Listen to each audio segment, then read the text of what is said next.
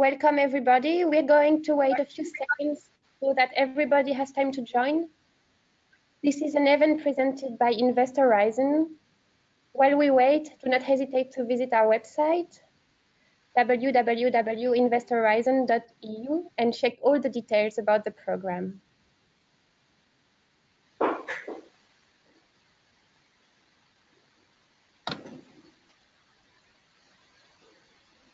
We're going to wait 1 minute to give time to attendees to join the event. I will shortly introduce the project and then give the floor to our speaker.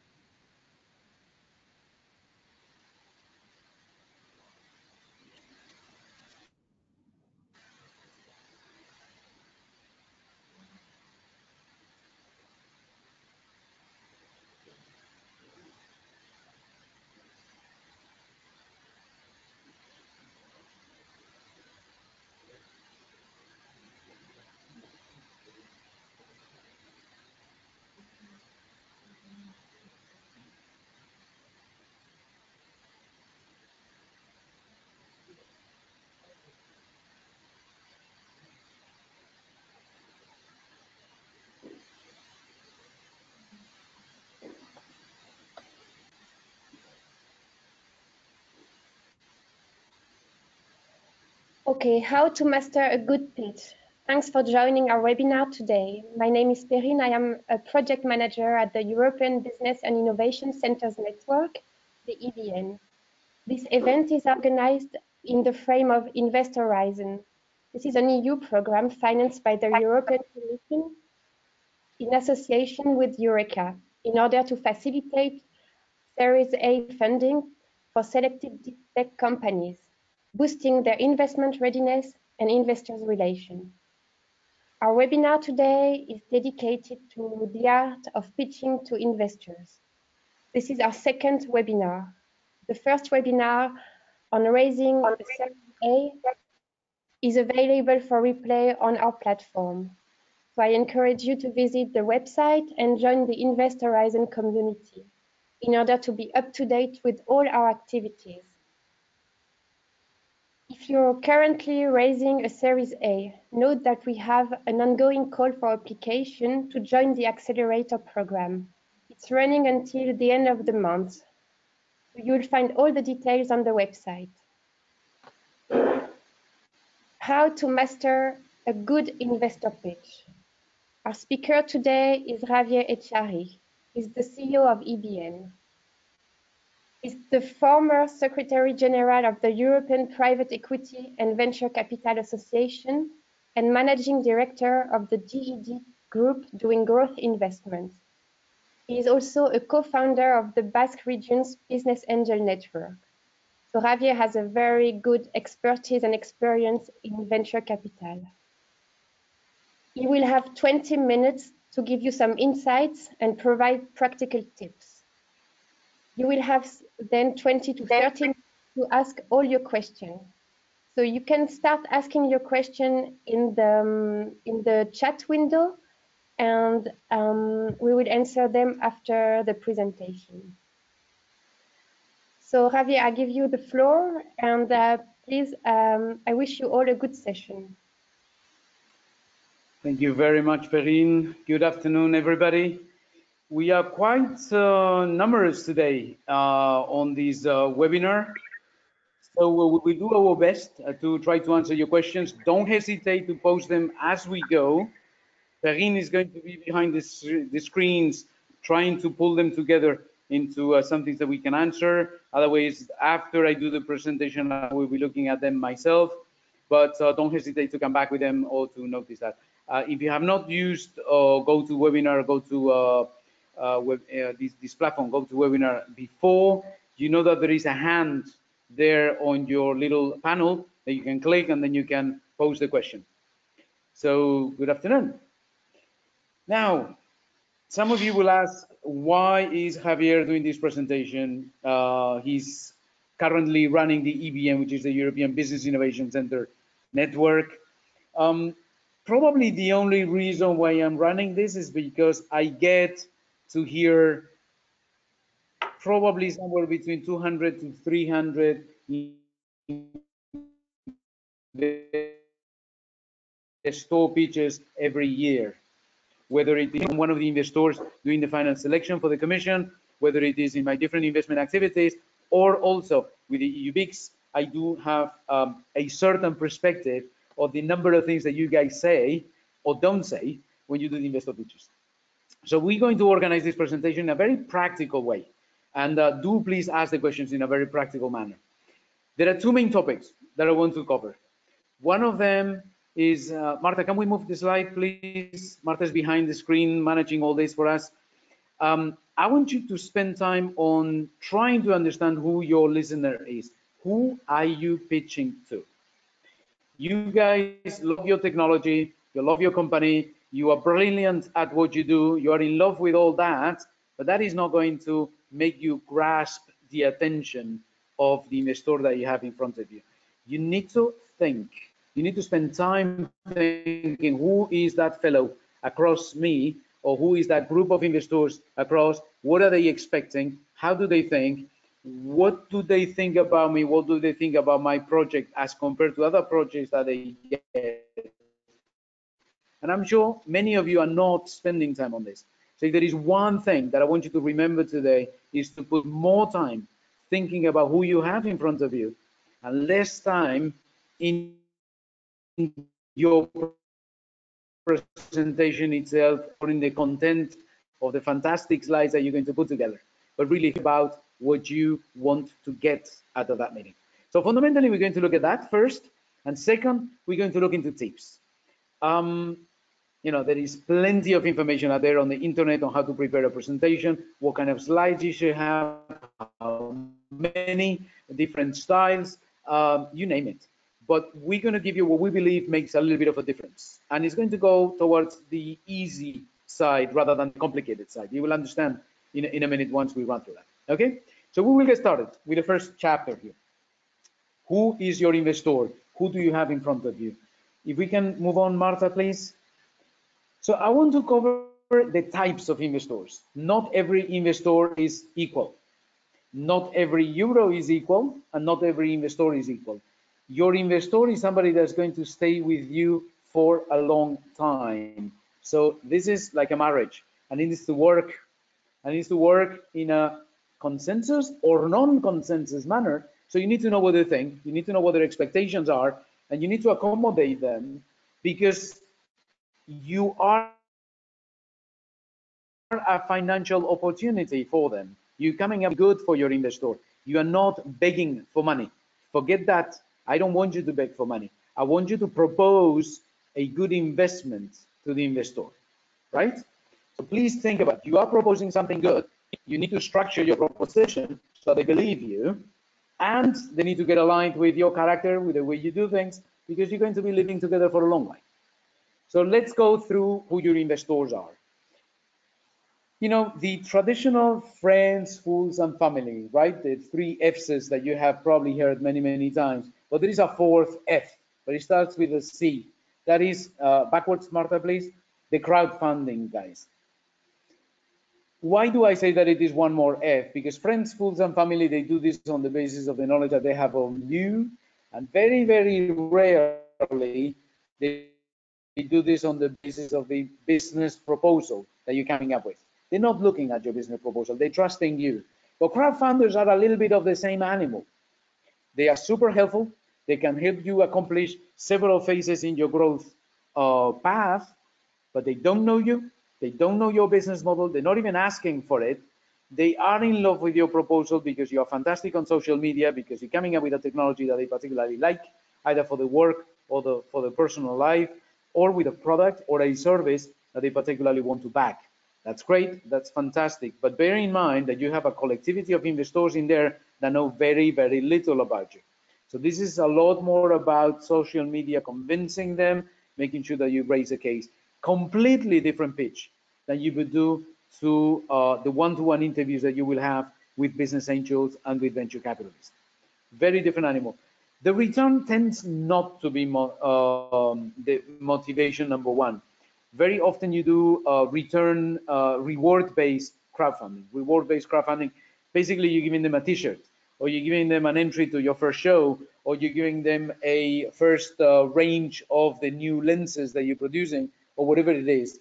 So they're getting it on a reward base. But more and more, we're seeing platforms that are developing very successfully loan-based crowdfunding or equity-based crowdfunding. What you want to make sure is that those are efficiently managed, that you don't need to manage 1,000 investors, but you have a platform that is going to manage them for you and is going to act as the go-between the two groups. So as I said, the motivation is very different. You need to convince them, you need to talk to their hearts, they need to believe in the ultimate benefit of what you're proposing. It's a different type of investor. If we move on to the business angels are a funny animal again. They are looking for return. Let's not fool ourselves. You put money into a company because ultimately you want to get a return. You're also thinking about getting a return of your portfolio. So you're going to invest in 5 or 10 or 15 different startups, and you expect that at least 2 or 3 of them are going to be successful. And you know that you're going to lose the money in a number of others. But because you don't know that in advance, you expect all your individual proposals, all of you, to be very good proposals where they believe that they can make it, that they can make a return. What does that mean? It means that they need to believe in you, personal relationship, personal interaction. It means that they need to believe in your product or service that is actually solving something. They need to believe that you have a business model, meaning this is not just a technology, this is not just an invention. It needs to solve a problem and you need to build a business with it. And maybe one product is not enough for building a business. Maybe you need a range of products. And that is going to be part of the Q&A that you get with the business angel. But fundamentally, the business angel is going to be interested in you if they come from your business or they have some knowledge about that sector. Because the risk level that one investor takes when looking into a startup is very, very high. The only thing that you can really base your judgment on is your own understanding of a specific sector. So they are going to be sector specialists to a very large extent. That also applies for the venture capitalists, by the way, but business angels particularly. The big difference here is the personal relationship. There needs to be an alliance of thought. There needs to be a certain friendly, common belief in how your sector, your market, your technology is going to move. And you want to generate that during the process. A lot more personal than you might think, even if business angels, by definition, we tend to have sort of a poker face in the interviews. The truth is that you still need to touch the heart of the business angel.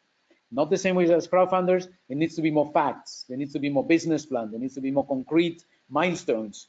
But you're still touching the heart here, right? So we fading out little by little from the emotional side, but there's still a little bit of that. Now, last thing about the business angels.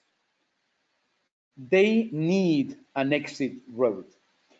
Don't get me wrong, it's not that they're trying to escape from you. It's that an investment only makes sense if there is a return. It is not their company, it is your company. And because it is yours, you are there for a longer term in general, and they are there for a shorter term, just for part of your road ahead. And because it is just part, you need to tell them that you understand that they want to get out at some point in time, that you understand that their motivation is not just the technology, not just the business, it is also financial. So if the motivation is financial, you need to tell them, listen, that in 5 years' time or in 10 years' time, we're going to be in this place, and this place allows us to start talking to corporates for a potential acquisition. Or at this point in time, we are going to be sufficiently profitable so that we can ask for a loan so we can buy your shares out from you. Or we're going to go for an IPO for the most aggressive among yourselves. That's fine. And that may not materialize. Nobody's a fool here. We all very well know that things go not exactly according to plan. But you need to tell them that you understand that I'm thinking like that when I'm talking to you. All right? Very important. You need to put yourself in the place of the business angel in order to have that interaction. So when I said in the beginning that I want you to spend time thinking who you have in front of you, this is what I meant. Where is this business angel investing? What kind of sector is he specialized in? What network does he or she bring? What is their connection level? Where can this person help me? In structuring the company, in making links with strategic partners, in opening the door for product testing, whatever it is. That's the kind of thing that I want you to think in advance. Ideally, in advance of every single meeting, differently. Now, we all know that we go into pitching competitions, we go into the shows, you don't exactly know what you have in front of you because you're introduced to them a minute before you pitch, that's fine. But generally, you can have a little bit of a typology of investors that you're going to be confronted with.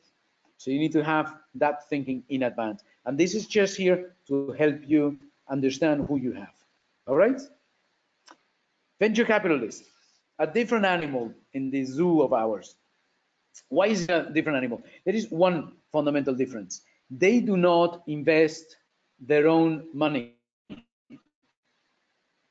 This is important. A business angel invests his own money. A crowdfunder investor invests his own or her own money. A venture capitalist, he or she is investing somebody else's money, a fund. The fund is raised. They raise the money with pension funds, with insurance companies, with private individuals, with family offices. They raise the money with a purpose. So they do have an investment strategy that is probably in sectors, that is probably regional. That investment strategy is probably in terms of how many deals are they going to do with a single fund. And you need to know whether that fund is already invested and or whether it is in the beginning of its life. Because if it is in the beginning of its life, they're going to be able to follow you. If it is at the end of their investment cycle, maybe they have a little bit of money, but not that much. So you need to know these things in advance when you're talking to a venture capitalist. And fundamentally, because they must align themselves to the investment strategy that they promised to their investors, you need to almost know in advance whether your investment proposal fits or it doesn't fit. And why do I say this? It's not just because of your chances of raising money. It is also, and I am a venture capitalist in my former life, so believe me, because many venture capitalists are going to look at you to find market information, to look for competitors of the companies they already have, to understand what technologies are doing. And sometimes, because they are thinking about building a new fund, and they need to prepare a potential pipeline of deals to present to their investors to convince them to put money into the fund. So you're not even going to be one of the target companies. You're just an excuse for them to raise a fund. If the timing is right, they may come back to you and invest in you. Don't take me wrong. There's a lot of good and professional people out there, but you need to understand that cycle of the venture capital funds, because otherwise, again, you don't understand who you're talking to. You don't understand the urgency that they have to invest or not at all. You don't understand whether you fit exactly in their investment strategy or whether you are going to be an exception. And if you're an exception, they need to ask for an allowance to do that investment, and it's going to take ages before we get there. So be careful with venture capitalists and think about these things in advance. Ask yourself those things in advance, please, by all means. We're moving to the next animal here in the zoo. Now, this is an elephant. We move through the seed capital funds, venture capital funds, same thing. So both of them, seed capital and venture capital, for me is the same thing. Just some of them in seed, they focus on earlier stage, and the venture capital guys, they focus a little bit on later stage. What is the fundamental difference in venture, later stage venture capital? Marta, can we move on to the next, please? Slide. Well, we'll get there eventually. Yes. Venture capital. The main difference here is that the venture capital is going to ask you for a track record. Difficult. Most venture capitalists on the later stage, they want to see 5% growth per month, whether it is in your clicks, whether it is in your client base, whether it is in your sales, whether it is in your anything, your KPIs. They want to see a progression that is accelerating. It is not just growing. That's not venture capital. It is accelerating, because they expect this part to be covered by the business angels and the seed stage, and they want to come out in this stage. And normally they have the money for that. They have the money to help you really flash out a very international and very aggressive commercial strategy, for example. But because they do have the money, they also want to make sure that you already have the beginning of that traction. So that's what is going to make a big difference when you're talking to them. And some of you may have already been confronted to that situation. Good.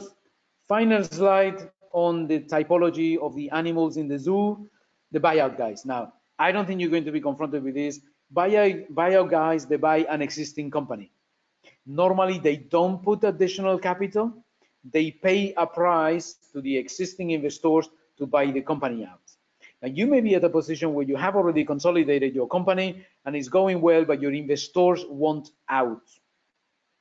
So there may be situations where an exit route for your early investors is actually to sell your company to a buyout fund. That's okay. You can negotiate your own shares and your own bonus shares when you do that transaction. So nothing wrong for you as a founder to go into that route. It's going to be rare. You need to have made it before you get there, but it is an exit route for the previous investors. That's why I wanted to make a point with this slide for you, although I know it is going to be rare for you guys. So that's the zoo. Some considerations now about the zoo. If we go to the next slide. You guys think about your business. You're in love with your business. Fine. And if you're not in love with your business, we've got a problem. But your purpose is to develop your business. And very often you're looking at developing your business, your team, the financial needs that you have, and so on. And that's not necessarily what the venture capitalist is looking at, or the business angel. They're looking at the business as a project, one among 10 or 15 or 20 investments that they're going to do. They're looking at this in terms of your personal capacity of making a successful business, not your technological skills. That is a given, meaning you need to know what you're doing. You need to have the team that has that capacity if you don't have it yourself. But they want to know whether you have the capacity to be a successful entrepreneur, a successful businessman, businesswoman that can make it happen. And that is fundamental. That is where the trust comes into place. Do I trust Javier for this deal? I'm going to give him a lot of money and I'm going to be here for a long time. Do I trust him? And that question is the first question they're asking themselves in their brains the second they see you on stage doing the pitch. So that very, very beginning of your pitch is very fundamental because it is body language. It is the trust that you convey. It is the calm capacity to make things happen, the calm capacity to face difficult situations, and there will be. Paradise doesn't exist. There will be troubles, and you will need to solve the troubles together with the investor, and the investor knows that. So they're looking for that level of trust. So if I get 200 pitches per year, sometimes 300, a really serious investor with deep pockets, which I don't have, is going to look at many more businesses and it's going to be a lot more selective. So you want to make a difference. You want to make a difference in the way you contact that investor, the way to talk to that investor, the way you build a trust with that investor. So you want to be different. At the same time, you don't want to be a clown. You don't want to make a fool of yourself when you're doing the presentation. Come back to that also in the second part, because some of you want to differentiate so much that you lose your true nature and then things get out of touch. But do get these slides seriously when you're thinking about who am I meeting, because you need to know what they are thinking and they're not thinking the same thing as you, but you're going to be married for a while thinking different.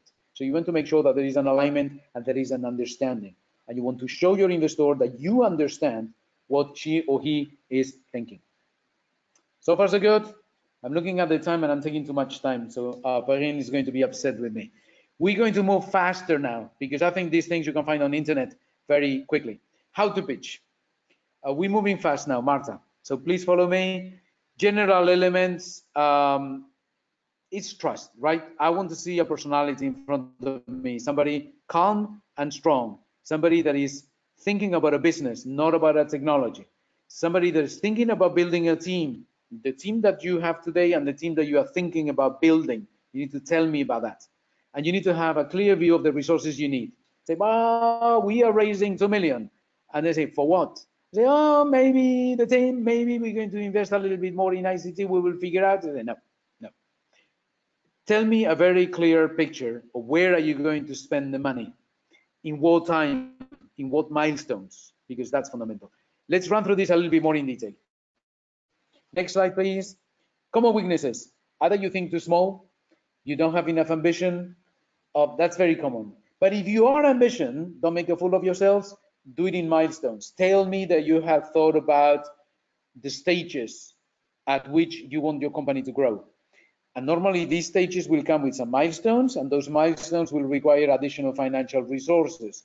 So simply take me through a trip of how you see your company growing, and tell me at each time which financial resources you need, because that is going to make it credible for me, right? And then, as I said before, build a business, not a research project. Next slide, please. Now, things that you should have always in your pocket. An elevator pitch, really, really quick, no slides, no nothing. You, your personality, 3 messages. If you happen to come across an investor in the next conference you're going to go to, by chance, on the corridor. An executive summary, quick, simple. They may ask you for that. It's something, a 2-pager that you can easily hand out. A PowerPoint, 20-minute presentation max, and a full business plan. If you really go into negotiations, you need to have the full business plan prepared well in advance, very well thought out. But that comes if you have been successful through all this before. Next slide. A good pitch is the solution you're proposing, fine, but it is you as well, and it is very difficult. Let's move on. As I said before, the message is important. Next slide. Why are you pitching? What is your objective? Who do you have in front of you? Because if you're thinking who you have in front of you, you know what type of business relationship you want to build with that person, right?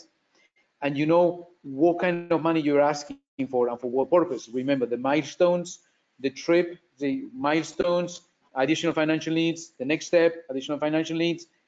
Give me a vision for that. That's the message. And you need to prepare this in advance. Don't write it, think about it. This is the thinking phase. Next slide. What we said, next slide, please. Next slide, please. Marta, my slide is not moving. I'm not quite sure whether yours is. Can we move the slide? We seem to have a problem here, and I'm not quite sure whether I can manage the slides myself. Apologies for this. Marta, Perrin, are you hearing me? Yes, please. Next.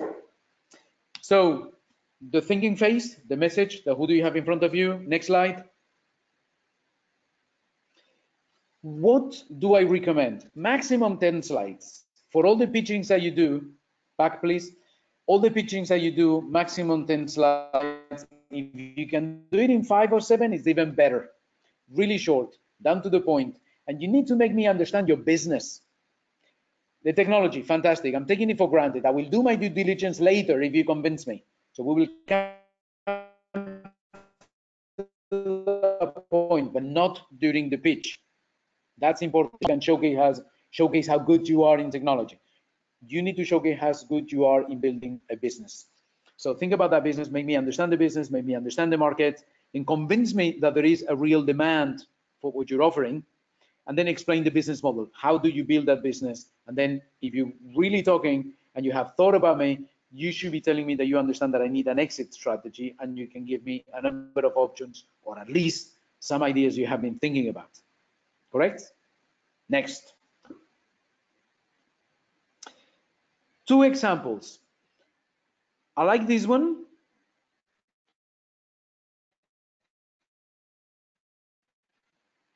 But the more orthodox one is going to be the next. More thinking ahead of me. This is very psychological. You give me the introduction of the business opportunity. I'm already there. And I'm thinking, okay, but what have you done? And then you're already telling me, and it's about how did you do that? And then you tell me about the team. And then you tell me about the product. You see, the product comes a lot later because you're taking me for a ride here. You're anticipating my thinking, and you're taking me for a ride. It takes a little bit of skill, but then we go through the whole thing. We look at the market, we look at the business model, we look at the objectives, the investment plan, and then you tell me why you and I should partner in this new venture, right? A more European style pitch is this one. This is the team, the market, the demo, the traction, the distribution, the business model, competition, and fundraising status.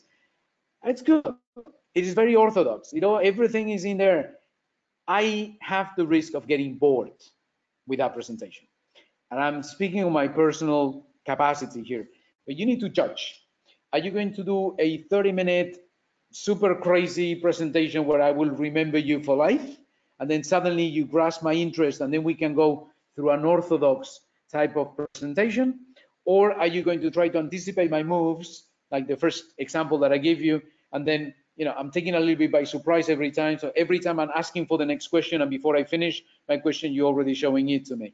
And that's the way a little bit, the way it goes on the first one. But do remember something, 30 seconds. You cannot imagine how bored people get in 30 seconds.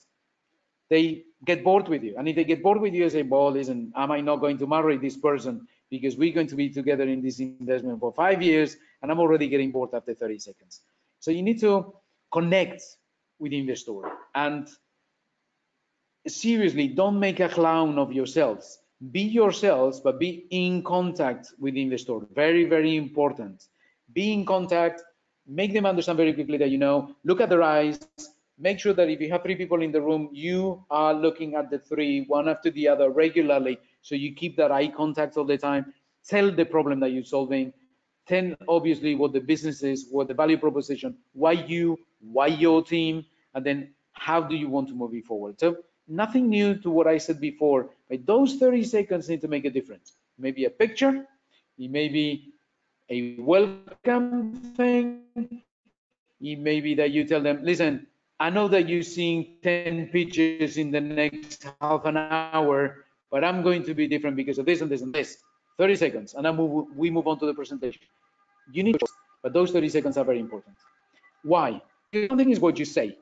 And what you say is fine to convince me, but I'm going to verify every single thing. I'm going to do due diligence. I'm going to check financials. I'm going to check the market. I'm going to talk to other people to understand if what you're telling me is really what is happening in the marketplace.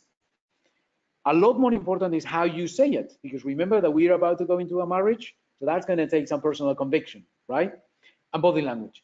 If you're there and you're fantastic, technically speaking, but I'm not getting anything across, the first thing I think is, how is this fellow going to convince the market out there? How is this lady going to go out there and find clients? How is these partnerships going to go out there and convince a multinational that they want to have a strategic partnership with them? It takes personality. Personality comes to you with your attitude, and it needs to be you, not me. I have my own personality. You have your own, but you need to be engaging. Okay? And this is something that any investor can capture in 30 seconds. So again, it is a big part of of the first 30 seconds, but then it follows you through the whole presentation. You know these things: voice, eye contact, presence, whatever. Not going to repeat that. Next slide. The slides are lazy today. Somehow, either the computer or the system or the slides. Some tips. Now, this is personal tips. Me.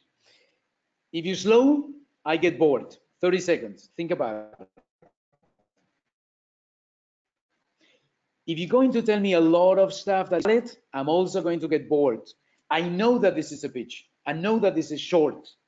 Because I know that, I expect you to use your time very wisely and to give me the key messages that I'm willing to hear, the things that I'm expecting from you. Don't give me all the decoration. Don't give me all the technicalities of the technology. Don't give me all the complexity of your team. I don't need it right now. I need you to convince me, and you've got a short pitch to do that. Only key things, please.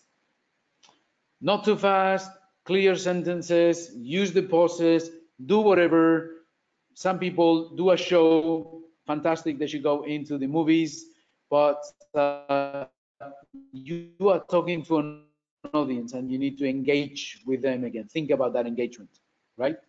Your time, there is a bell, they're going to ring it, and you're going to be kicked out of the room after that, and you haven't transported your messages across, you've lost your opportunity.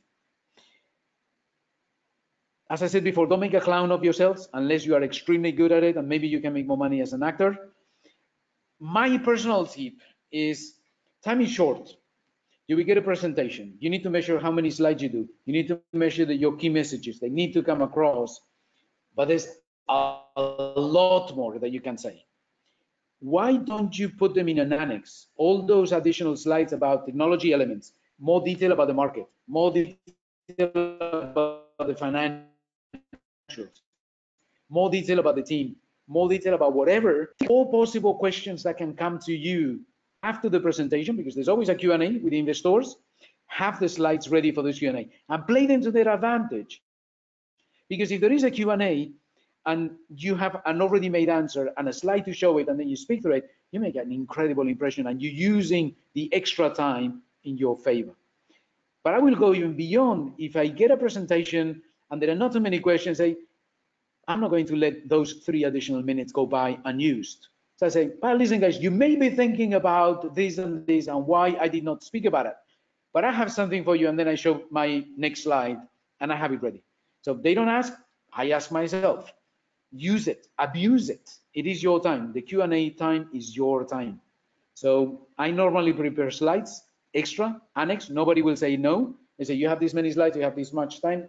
That is your pocket. Use that pocket, right?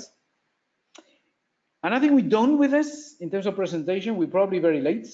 Perrine, sorry about that. Examples of pitches. You have 2 here. You can find 1 million of them on internet. Run through a few of them. Don't copy, be yourselves, but run through a few of them, because that will give you a little bit of practice. So that's all I had to say. And I believe, Perrine and Marta, that we are running into the Q&A time right now. Yes, Correct? thank you, Javier. Thank you so much. The connection was not very good. It kept breaking. I'm really sorry for the audience. I hope you got the main message.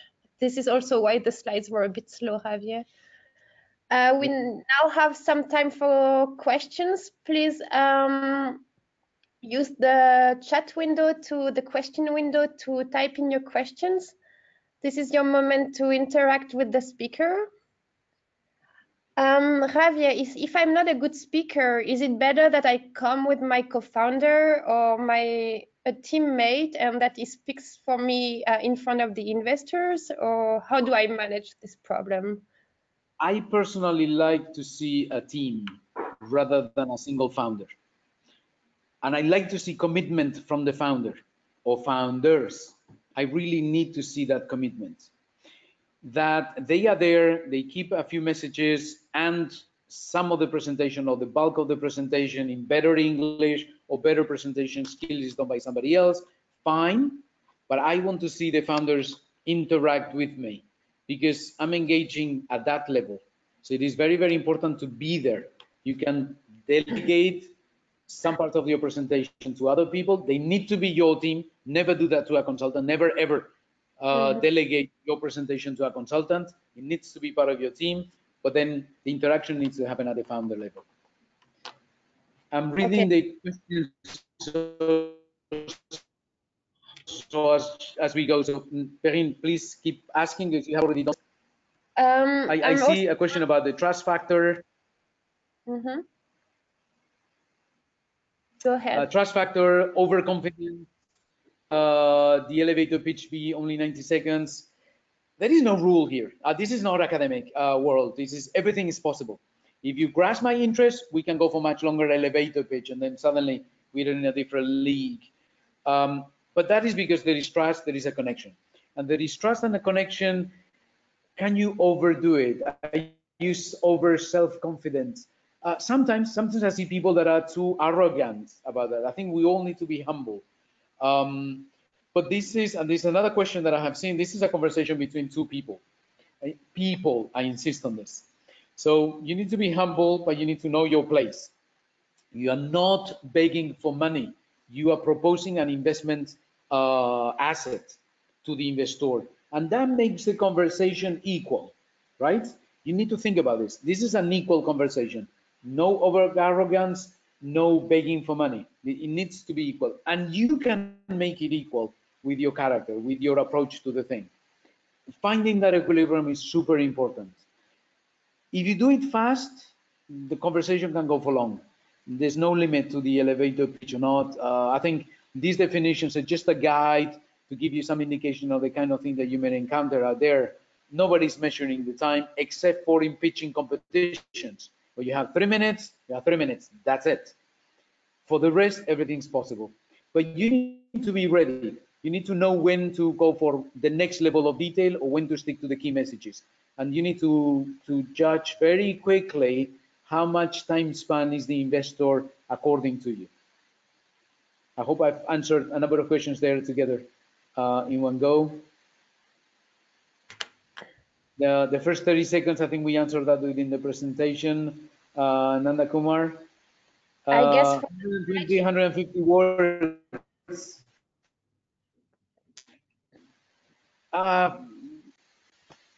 If you finish national to do anything in 30 seconds, it's probably going to be a challenge. If you ask a Spanish like myself, in 30 seconds, I can put a lot of words in 30 seconds. It depends on you. It depends on your personality. It depends on who you are.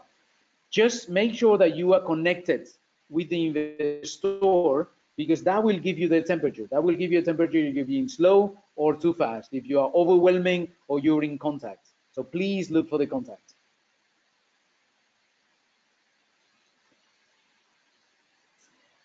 The slides, less is more. Yes, absolutely. Less slides, more content. Listen, one thing that normally bothers me when I hear pitches is the busy slides. I hate busy slides because I don't have the time to read them. Plus, I use glasses. It is a disaster. So, simple slide, key messages, and then you speak to me on more detail.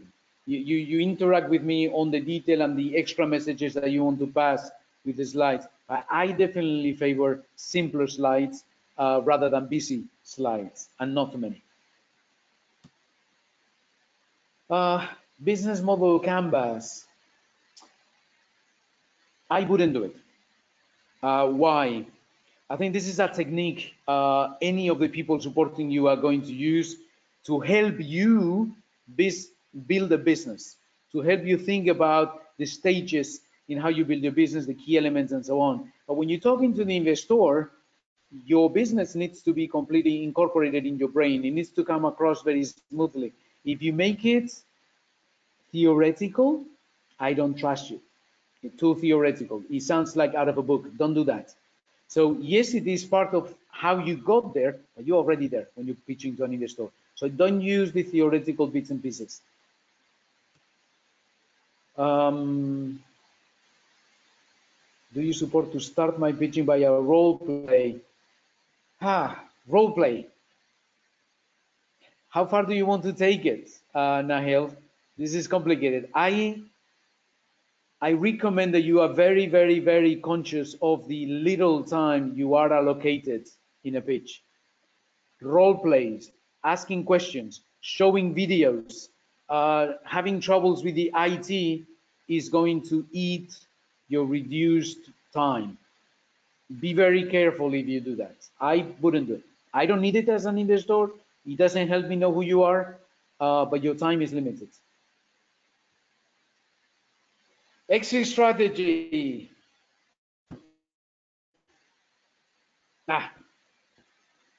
Listen, if you are too detailed about the business and exit strategy, there's a problem because you're not there yet. When I mean exit strategy in the presentation, I meant very clearly that you convey to me that you know that I have to leave the company at some point, ideally with a positive return. I want to make sure that I am negotiating with somebody equal to equal that understands my concerns. So if you tell me, listen, Javier, I know that you are probably thinking about exiting in 5 or 10 years, but actually my project may take a little bit longer. This is more what I have in mind. This is more the kind of thing that we are looking at. Then we are engaging and know that you have thought about me. Probably you don't need to go much further than that, because you're going to tell me, listen, this is going to be a pipeline of molecule compounds that we're going to do clinical tests, and then with that pipeline, we're going to go for pharma exit. Okay, fantastic. This is one of the classicals, right? enough thinking. Give me your milestones, give me your timing, and know that you are thinking about me, right? No more than that. If you're too precise about the exit strategy, I may be suspicious. What do you think that US investors could be contacted at once from you? Hi. Horror stories about US investors. Let me tell you about that. One of the problems with the US investors, for investors like me, is that once we push the company to grow, and normally you need to think about bigger investors for the next rounds, often we are with US investors. So it tends to be not in the very first rounds, not in the seed funding, tends to come later. It depends a little bit on each of the company. But the problem is that very, very often, the US investors will force you to incorporate the company in the US. And that for me is a nightmare. Me as a European investor, why is it a nightmare? Because I have to go through registration in the US as an investor in a US company. And I get completely caught by the local regulation. So this extraterritoriality of the US materializes in a lot of things, and is certainly not conducive to European startups to stay in Europe. So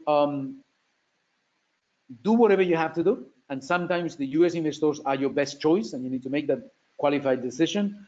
But you need to know that you're going to have very difficult conversations with the European investors because they might want to exit at that time rather than go through that problem, which means that you might have to negotiate with the US investor that they take over completely the shareholdership of the company other than yours.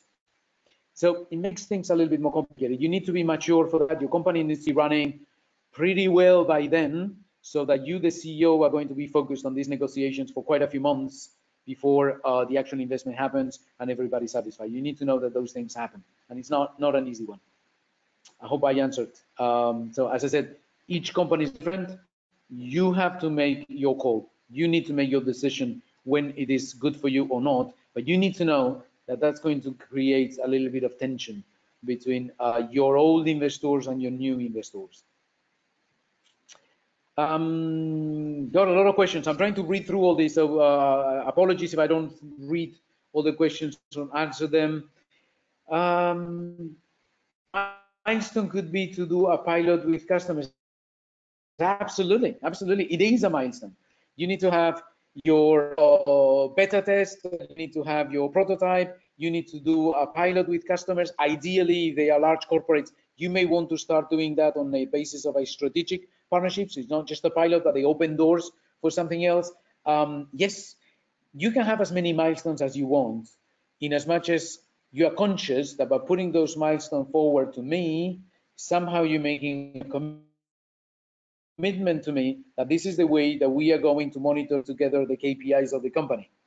So you want to be wise about how many milestones, what goals, how ambitious, what timing, because that's going to be part of our rule book. We're going to monitor the company together on that basis. So yes, your milestones are yours. You are in the driving seat here. I may want to impose milestones on you, particularly venture capitalists will do that more than the business angels, but you are the one that accepts or doesn't, and you always have the capacity to propose your own milestones for a reason. I'm running through additional questions. Tricks to slow yourself down. You mean myself? The only tip that I can give you about that is that you remain very much in eye contact with your investor. My problem right now is that I don't see you. I see your questions, but I don't see you. I don't see your faces. It's extremely difficult to interact like this, so I'm speaking in the blind. Normally, when you do a pitch to investors, you have somebody in front of you, or 2 or 3 people. Do keep that connection with them. You will see in their faces if they're getting bored. You will see in the faces of you really being a little bit obnoxious with giving them too many details. You will see in the faces if culturally they don't relate to you. Southern Europeans, we tend to speak more, use our hands a lot more. Northern Europeans tend to be a lot more serious, speak and vocalize a lot better, and use pauses. You need to know who you have in front of you. And if you don't, because you discover them on the spot, be in contact with them. That should be able to guide you through your speed level when you speak. I'm moving on questions here. Jesus, there's a lot. Guys, you've been very, very active here. An example of exit strategy. You know that you can exit because you fail. You know, everybody loses. You can exit because you get absorbed by a larger company, maybe the corporate with whom you have a strategic partnership, or maybe one of your clients because they want to do a vertical integration or a horizontal integration. You can exit because your company is producing recurrent return, recurrent sales. The moment you are cash flow positive and you produce a regular cash flow positiveness, you as founders can go to the bank, ask for a loan, and use the loan to pay me out of the company, to buy my shares for a price. And normally, when we do the investments, we would negotiate the terms and conditions for a potential buyback by yourselves of my shares. Perfectly legitimate way to go. Very often, this is used for companies that are not going to have necessarily an exponential growth, but they're probably going to be companies that have a very successful business, they keep on going, and you see yourselves in the company for a long run. That is a good exit strategy for me. You buy me out, and we negotiate in advance the price of that, or the conditions that will allow us to fix a price when the moment comes. So, and the obvious one that everybody loves and extremely few people do is the IPO. You go to the stock exchanges, and then you are successful.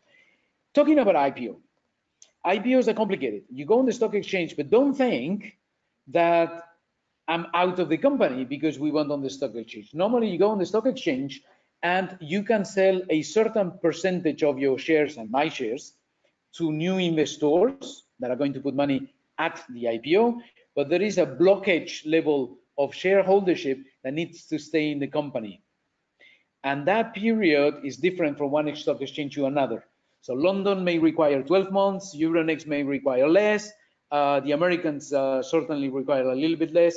So you need to know those things in advance. Any investment bank will tell you about that. I'm not going to worry about it right now, but don't think that going through an IPO is an automatic perfect success for me, because I may make money with the first chunk of shares that I may sell, but then I'm going to be invested in the company for another year, and the company may lose value during that year, or we may not have sufficient liquidity in the shares. There's not enough trading of your shares every day in the stock exchange, so that doesn't allow me to sell 1 year later. So be careful with the IPOs. Javier, yes? to keep, we're gonna have to be short now, so you can take another question and then it's done. We've gone very, very few minutes.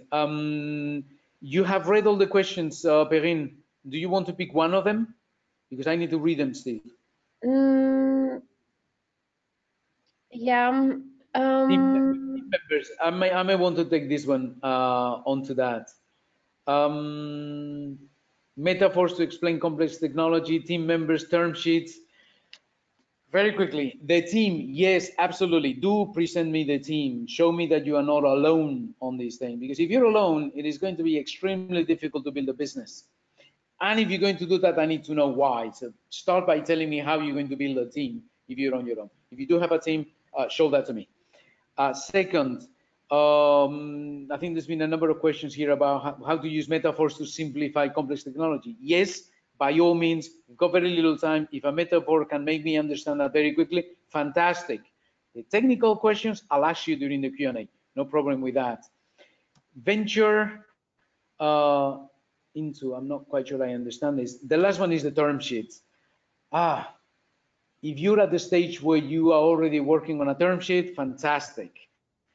That you have a draft term sheet when you start approaching investors, yes. That's not going to be the final term sheet because the term sheet is negotiated, but it's good that you have done some thinking about it in advance, that you know what you want, and particularly, you know, I can accept this, I cannot accept this. These are my limits, and within that, you negotiate with the investor. So it is helpful to have done the exercise of coming with a draft term sheet, but don't expect it to be a final term sheet because that is part of the negotiation. And I want to see the flexibility from you to negotiate with me the term sheet rather than present to me a fixed term sheet that I may not like, because that is showing to me that maybe you don't have enough flexibility, and you don't want that. This is a marriage, remember? So yes, do the exercise. Don't go too far with it. Perrine, Thank you so much, Javier. over now. I think we've covered a lot of topics today. Please do remember that this webinar will be replayed on our platform. We will all send you an email with the information. We have a very short feedback survey that you can fill in at the end of this webinar, and this is very important for us to get your feedback. So don't hesitate to fill it in. And we will have a series of other webinars coming up in the next weeks. So have a look at our website and be updated. I wish you all a very good day. Thank you, Javier, and see you next time. My pleasure. I hope it was useful. Good afternoon to everybody. Bye.